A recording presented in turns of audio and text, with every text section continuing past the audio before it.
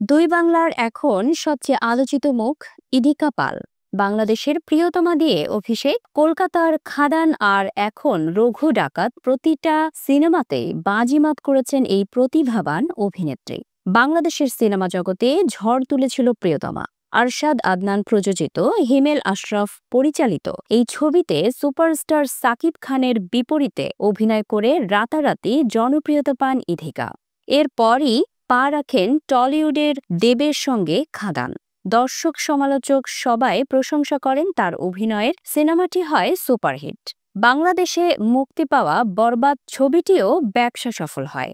তিনটি সিনেমা, তিনটি হিট। বলা যায় ইধিকা এখন দুই বাংলার ব্লকবাস্টার কুইন।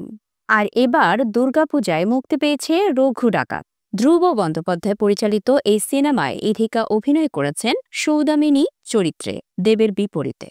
মুক্তির পর থেকেই সিনেমাটি ঝড় তুলেছে বক্স অফিসে। কয়েক কোটি টাকার ব্যবসা করে ইতিমধ্যেই বরের অন্যতম সফল ছবি। ইধিকা বলেন, দর্শকের ভালোবাসার কোনো তুলনা হয় না। প্রিয়তমা, খাদান, বরবাদ সব জায়গাতেই তারা আমাকে আগলে রেখেছেন। তাই আমার সব কৃতিত্বই দর্শকদের। ২০১৯ সালে ছোট পর্দায় আরব্য রজনী দিয়ে যাত্রা শুরু করেছিলেন তিনি। রিমলি ধারাবাহিকে প্রধান চরিত্রে অভিনয় করেই ছড়িয়ে পড়েছিল তার খ্যাতি।